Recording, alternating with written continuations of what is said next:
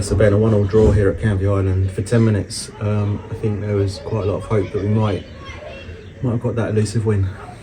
Yeah, I mean, I think we done very well second half to change. You know, we spoke at half time. There was a few, you know, minor tweaks that we needed to make in terms of our approach to the game and how we were playing certain conditions. And you know, I don't think we got the ball forward enough. I thought second half, you know, we showed a little bit of a different side to us. You know, making the substitute with Tope coming on, I thought he just gave us a bit of another option in terms of getting the ball forwards and having runners in behind, and just causing problems where we can.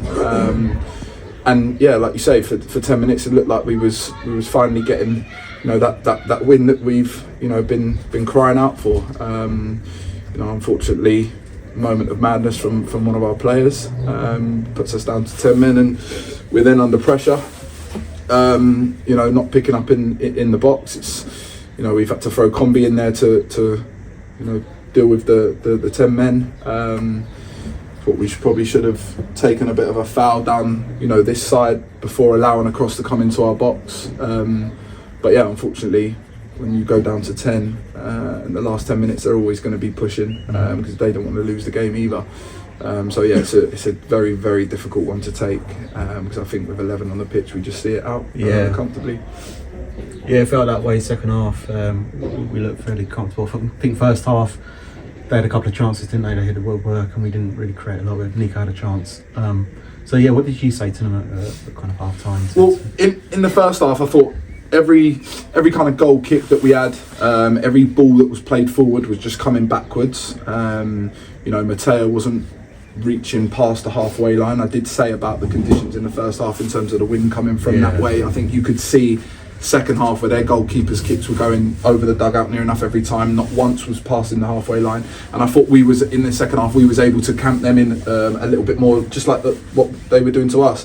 You could see, you know, the way that they set up in terms of the first half, just getting the balls forward as quickly as possible, as high as possible, you know, just causing problems, and we didn't do that. And in the second half, you know, the way that, you know, what we said to them at half time was, you know, just go and cause problems, get the ball forward, give their centre half something to think about, because that's what all they were doing to us. And every time, you know, we had two of our centre halves had a striker stuck to him, and it was just, you know, a very, very difficult to defend, which is, you know, fair play to them in the first half because they caused us all sorts of problems. Thought second half, like you say, we changed the way that we were, you know, approaching the game, and I think it paid off. You know, with Topi's, you know, legs that he gave us, running onto lost causes, it just causes a big issue for other teams.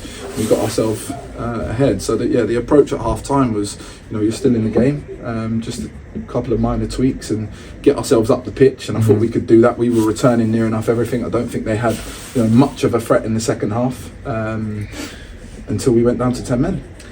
Obviously Tope came on for half an hour. He did turn the game. His pace, he got beyond the keeper a couple of times. That's how the goal came. How much of a boost is it having him back? Because it looked like at Hastings he was done for the season. Yeah, well, I think we all thought that. You know, he's been a bit of breath of fresh air since he's come in, I'll be honest. You know, credit to Steph because he's, you know, one of his friends, and, you know, he brought him down, and he's someone that we, you know, identified straight away, especially after, you know, the Leatherhead game, and we liked his attitude, and I think his commitment to the cause has been something that, you know, he's got no ties to Hendon, you know, or myself. So I think his attitude and his desire to, you know, play his part in the journey that we're on, and you know, the madness that we're going through at the moment has, you know, been a real credit to him. So I've loved working with him, I'll be honest. You know, even when he was injured, you know, he's in and around the change room and he's with the boys, and he's given a lot of, you know, info to players and building up spirit. So when he, you know, trained fully this week, it was, you know, it was really good to see, and you can see what he offers us, which is going to be important going forward. Yeah, so we're not done and dusted yet.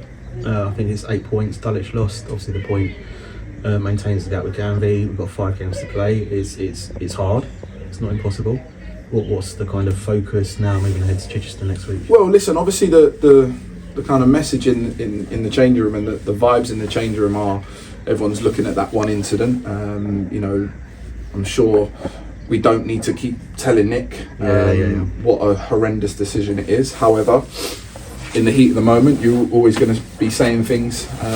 You know, I'm sure he's feeling down. The players have, you know, told them what they thought, and you know, he's a grown man and he's an experienced boy that he's got to learn from that. Unfortunately, you know, these things happen.